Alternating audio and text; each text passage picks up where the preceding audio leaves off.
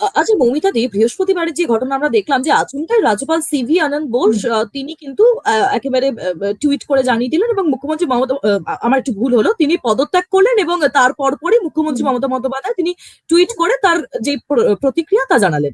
তৃণমূলের একাধিক নেতাও কিন্তু এই বিষয়টি নিয়ে ক্ষোভ প্রকাশ করেছে এবং আজ শনিবারেও কিন্তু ধর্ণা মঞ্চ থেকে মমতা বন্দ্যোপাধ্যায় বলছেন যে চাপ সৃষ্টি করে তাকে পদত্যাগ করানো হয়েছে। কিন্তু অতীতে আমরা দেখেছি যে রাজ্য সরকার ও রাজ্যপালের সম্পর্ক কিন্তু খুব একটা মসৃণ ছিল না। সেই প্রেক্ষিতে কিন্তু একটা প্রশ্ন উঠছে যে সিভি আনন্দ বোসের পদত্যাগে হুম। তৃণমূলের এত সরব হওয়ার পিছনে কি অন্য কোনো রাজনৈতিক বার্তা রয়েছে? আচ্ছা, এই তৃণমূলের সুপ্রিমোই বেশ কয়েক মাস আগে, বা হয়তো এক বছর আগে বা কিছু মাস আগে, রাজ্যপালের বিরুদ্ধে মলেস্টেশনের একটা চার্জ এনেছিল না, যে উনি নাকি মলেস্ট করেছেন কাকে, এবং মুখ্যমন্ত্রী বলেছেন হুম যে হুম ওনার হুম। নাকি এতে রাজভবনে ঢুকতে ভয় লাগছে, এরকম কিছু একটা কথা হয়তো হয়েছিল, ইফ আই নট একদম রং। একদম। হুম। তাহলে আজকে যখন এই ব্যাপারটা আসলে তুমি নিজেই বুঝে নাও এটার পিছনে কি থাকতে পারে, কারণ তখন কোথাও না কোথাও তো বিজেপিকে ছোট করতে হবে, কোথাও না কোথাও তো দেখাতে হবে যে বিজেপি তৃণমূলকে সরানোর জন্য এসআইআর করছে, এইটা একটা ন্যারেটিভ। আরেকটা ন্যারেটিভ এটা তৈরি করা হচ্ছে যে কোনোভাবে যাতে রাষ্ট্রপতি শাসন উদ্দেশ্য প্রণোদিত ভাবে বিজেপি তৈরি করতে চায়, সেই জন্য রাজ্যপালকে সরিয়ে দেওয়া হচ্ছে। এগুলো তৃণমূলের প্রোপাগান্ডা এন্ড এগুলো নিয়ে আমরা অলরেডি আগেও দেখেছি, এই জিনিস হয়েছে, এখনো দেখছি, এটার মধ্যে নতুনত্ব আমি কিছু খুঁজে পাচ্ছি না। এরকম আগে আমরা যত ভোট যত এগিয়ে আসতে থাকবে, তত এরকম নিত্য নতুন আরো কাণ্ড কারখানা দেখলে অবাক হওয়ার কোনো কারণই নেই, আমি এটাই বলবো।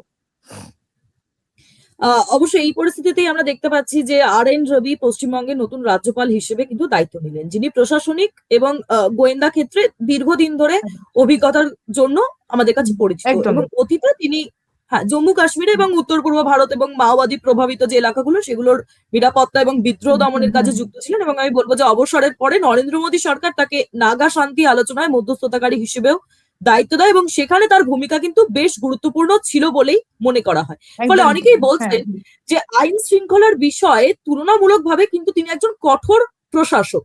ভোটের মুখে একেবারেই বাংলায় তাই। তার হুম। এই যে আগমন, এটা কি বিরোধী শিবির বা বিশেষ করে বিজেপির জন্য কিছুটা হলেও রাজনৈতিক অক্সিজেন বা আত্মবিশ্বাস বাড়ানোর কারণ হতে পারে? কি মনে হয়?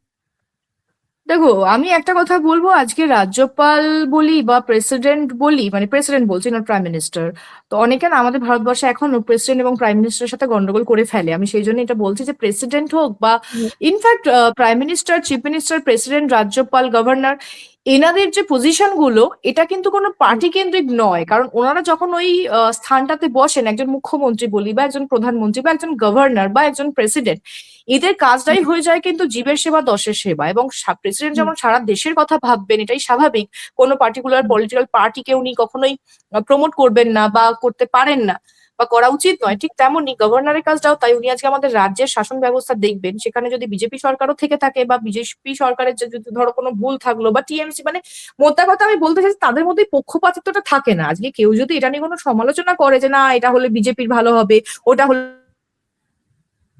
তাহলে আমি তাকে এটাই বলবো যে যারা আপনারা এই কথাগুলোকে রটাচ্ছেন, প্লিজ একটু পড়াশোনা করুন।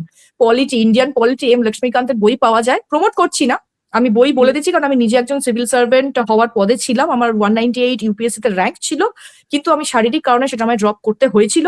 পড়াশোনা করেছিলাম, ইন্ডিয়ান পলিটি, এম লক্ষ্মীকান্তের বই আছে, আপনারা সেখানে গিয়ে পড়লে তাদের মানে যে পদগুলো কেন তৈরি করা হয়, তাদের কাজটা কি, সেটা আপনারা ডিটেলে পেয়ে যাবেন। কাজেই এই ধরনের ফলস যে ন্যারেটিভ গুলো রটানো হচ্ছে যে বিজেপির সুবিধা হবে বা টিএমসির ক্ষতি হতে পারে, এটা একেবারেই আনজাস্টিফাইড, এবং এটার মধ্যে কোনো রকম কোনো কি বলবো, কোনো এলিমেন্টই নেই, কোনো রকম স্ট্রং পয়েন্টই নেই এই কথাগুলোর মধ্যে। এটা সম্পূর্ণ একটা মিথ্যে ন্যারেটিভ অ্যান্ড আই ওয়াশের একটা কথা। এর মধ্যে কোনো ভ্যালিড নেই, মানে কোনো ভ্যালিড বা কোনো লজিক নেই, আমি বলবো।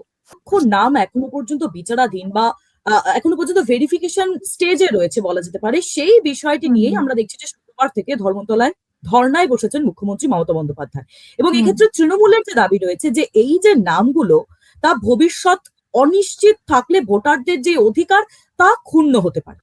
তবে বাস্তবিকভাবে এখনো সুপ্রিম কোর্ট বা নির্বাচন কমিশন কেউই কিন্তু বলেনি যে এই 60 লক্ষ নাম বাদ দিয়ে ভোট করানো হবে বা ভোটের আগে এগুলোর নিষ্পত্তি হবে না, কারণ এখনো পর্যন্ত তো আনুষ্ঠানিকভাবে ভোটই ঘোষণা করা হয়নি। সেই হুম। প্রেক্ষিতে কিন্তু অনেকেরই এই প্রশ্ন আসছে যে এই মুহূর্তে ধর্নায় বসার সিদ্ধান্তটা কি কিছুটা রাজনৈতিক বার্তা দেওয়ার একটা কৌশল, নাকি বিষয়টা সাধারণ মানুষের কাছে একটু কনফিউজিং হয়ে পড়ছে? কি মনে হয়? দেখো, আমি বলবো আজকে মমতা বন্দ্যোপাধ্যায় যেটা করছেন, প্রথম থেকে উনি যেটা করে আসছেন এসআইআর এর বিরোধিতা, এটা সম্পূর্ণ অগণতান্ত্রিক। কারণ নির্বাচন কমিশন, যেটা আমাদের সংবিধানের আর্টিকেল 324 দ্বারা আর কি ফর্মড একটা বডি, এবং নির্বাচন যিনি কমিশনার তাকে কিন্তু অ্যাপয়েন্ট করা হয় থ্রু প্রেসিডেন্ট। তো আজকে এসআইআর এর বিরোধিতা করা মানে আমাদের গণতন্ত্রকে অবহেলা করা, আর গণতন্ত্রকে ডিসরেসপেক্ট করা মানে কিন্তু সেটা কিছুটা হলো একটা অ্যান্টি ন্যাশনাল অ্যাক্টিভিটিস এর মধ্যে পড়ে, প্রথম কথা। আর দ্বিতীয় কথা, মমতা বন্দ্যোপাধ্যায়কে আমরা দেখেছি বিরোধী নেত্রী হিসেবে উনি সিপিআইএম এর আমলে টোটাল 74টা ধর্মঘট করেছেন, এবং নিজে উনি যখন 1967 সালে ঘেরাও রাজনীতিটাকে সম্পূর্ণ তুলে দেওয়া হলো, তারপরে মমতা যখন নিজে ক্ষমতায় এলেন, তখন উনি 2013 সালে পশ্চিমবঙ্গকে ধর্মঘট বিহীন রাজ্য হিসেবে ঘোষণা করলেন। অথচ আজকে উনি ধর্নায় বসছেন আমরা দেখতে পাচ্ছি। এবং গত কয়েক বছর আগে 2018-19 সালে রাজীব কুমারকে যখন সিবিআই ডেকে পাঠায় বা এরকম যে বিষয়টা হয়, তখনও কিন্তু উনি ধর্নায় বসেছিলেন মাঝরাত্রিরে 2টোর সময়, এবং আজকে আমরা দেখছি দুপুর 2টোর সময় উনি ধর্নায় বসছেন। তো আজকে কোথাও হলে ওই ধর্না, ঘেরাও, বন্ধ কালচার, এই রাজনীতিগুলো কিন্তু মানুষ আর নিতে চায় না, এবং এতে করে মানুষের জনজীবন বিপন্ন হয়, মানুষও ভীষণভাবে বিরক্ত। আজকে আজকে আমরা যদি বলি বা ভেবে নিই যে এই ন্যারেটিভটা তৈরি করছেন মমতা ব্যানার্জি, যে আজকে এসআইআর মানে হয়তো সবার নাম কেটে দেওয়া, বা হয়তো মুসলিমদেরকে রাজ্য থেকে বা ভারত থেকে তাড়িয়ে দেওয়ার একটা চক্রান্ত, এটাও কিন্তু একটা ফলস ন্যারেটিভ, যেটা উনি বারবার তৈরি করে পশ্চিমবঙ্গের মানুষজনকে বিভ্রান্ত করার চেষ্টা করছেন। উনিও করছেন, আর সেটা অভিষেক বন্দ্যোপাধ্যায় করছেন ওনাদের বক্তব্যের মাধ্যম দিয়ে, এবং তৃণমূলের সমস্ত নেতামন্ত্রী বা যারা এমপি রয়েছেন তারাও এই চেষ্টাটা করছেন। এবার বিষয়টা হচ্ছে, একটা কথা প্রথমে বুঝতে হবে অনুষ্কা, এই এসআইআর কিন্তু কোনো মুসলিম বিরোধী প্রপাগান্ডা নয়, এবং এর মেন উদ্দেশ্যটা হচ্ছে যে ভুয়ো ভোটার, ধরো আজকে আমাদের বাড়িতে হয়তো কেউ মারা গেছেন, তার অথচ তার নামটা হয়তো বছর বছর ধরে লিস্টে রয়ে গেছে, বা হয়তো কেউ এনআরআই হয়ে গেছেন, তাদের নামটা বছর বছর ধরে লিস্টে রয়ে যাচ্ছে। এই জিনিসগুলোকে রেকটিফাই করার দায়িত্বটাই কিন্তু এসআইআর এর কাজ, মানে সেটাই কিন্তু নির্বাচন কমিশন করছেন। এর সাথে উনি আরো যে ন্যারেটিভটা দিচ্ছেন যে ভারতীয় জনতা পার্টি হয়তো এসআইআর করাচ্ছে, এটাও কিন্তু ভুল ন্যারেটিভ, কারণ নির্বাচন কমিশনই এটা করাচ্ছে, এবং জাস্ট এই উদ্দেশ্যগুলোকে সফল করার জন্য, যে ভুয়ো ভোটার্স বা ফেক ভোটার্স কে সরিয়ে দিয়ে একটা স্বচ্ছ ভোটার তালিকা তৈরি করার যে প্রয়াস চলছে, সেটাই হচ্ছে। কিন্তু মমতা বন্দ্যোপাধ্যায় এটা মানতে পারছেন না। উনি মনে করছেন এইটা বিজেপি করছে বা করাচ্ছে, করে যাতে তৃণমূলকে এবারে ইলেকশনে হারিয়ে দেওয়া যায়, তার জন্য একটা প্রোপাগান্ডা সৃষ্টি করা হচ্ছে। তো এই বিভ্রান্ত করার জন্য যে ধর্নায় উনি বসছেন, এটা একেবারেই জাস্টিফাইড নয়। আজকে তো আরো 12টা রাজ্যে এসআইআর হয়েছে অনুষ্কা, আমরা কি কোথাও দেখেছি যে এরকম ভাবে রেজিস্ট্যান্স? সেটা কিন্তু পাচ্ছি না। তুমি যদি দেখো উত্তরপ্রদেশের কথা আমি যদি বলি, সেখানে প্রায় 2,96,000, মানে প্রায় 3 কোটি নাম সেখানেতে বাদ গেছে। এবার 2,96,00,000, if I am not wrong, হ্যাঁ প্রায় 3 কোটি নাম বাদ গেছে উত্তরপ্রদেশে। তামিলনাড়ে প্রায় 1 কোটি নাম বাদ গেছে। নাম বাদ গেছে মানে ভোটারের নাম বাদ যায়নি, ভুয়ো ভোটারদের নাম বাদ গেছে। ওটা রাজ্য থেকে একটা রেজিস্ট্যান্সও কিন্তু আসেনি, অথচ পশ্চিমবঙ্গ থেকে এটা হচ্ছে। এইখানে কারণটা হচ্ছে যে আজকের তৃণমূলের যারা উচ্চপদস্থ কর্মী বা নেতামন্ত্রী বা এমপিস বা এমএলএ যারা রয়েছেন, তারাও জানেন যে এই রেজিস্ট্যান্সটা যেটা মমতা বন্দ্যোপাধ্যায় করছেন, এটা কমপ্লিটলি বোগাস অ্যান্ড ধোপে টিকবে না। মমতা নিজেও জানেন যে তিনি যেটা করছেন সেটা সঠিক নয়, কিন্তু উনি তো হার মানবেন না, বিকজ ওনার ইন্টারেস্ট, যে পয়েন্ট অফ ইন্টারেস্ট থেকে উনি এটা করছেন, এটা তো সম্পূর্ণ from the interest of getting vote from a particular minority community. Minority community প্রচুর আছে, আমরা কিন্তু শুধু মুসলিমকে মাইনরিটি কমিউনিটি বলি না, তার মধ্যে শিখরা রয়েছে, তার মধ্যে খ্রিস্টানরা রয়েছে। এইখানেতে পার্টিকুলার একটা মাইনরিটি কমিউনিটি, একটা পার্টিকুলার সম্প্রদায়ের কাছ থেকে যাতে ভোটটা আসে, সেইটা যাতে হাতছাড়া না হয়, উনি সরি সেই ভয় এই কাণ্ড কারখানাগুলো করছেন। কারণ এখন এই ধর্ণা, ধর্মঘট, এই রাজনীতি মানুষ মানতে চাইছে না, এগুলো বেকার, এগুলোর কোনো রেজাল্ট বেরোবে না, কোনো আউটপুট হবে না, জাস্ট ওয়েস্ট অফ টাইম।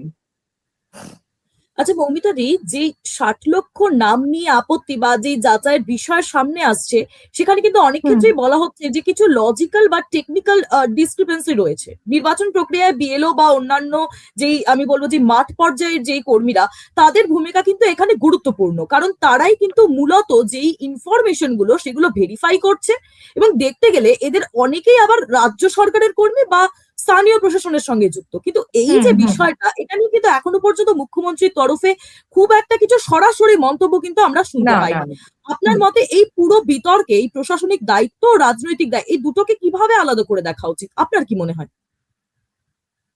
দেখো এখানে বলবো যারা বিএলও হচ্ছে, বিএলও কে যখন চিঠি পাঠানো হচ্ছে তাদের কাজটা করার জন্য নির্বাচন কমিশন থেকে বা দপ্তর থেকে, সেইখানেতে তাদের পক্ষে জানা সম্ভব নয়। ধরো তুমি একটা বিএলও, আমি একটা বিএলও, আমাদের কাছে চিঠি এসেছে, আমি একটু উদাহরণ দিয়ে ভেঙে বলছি।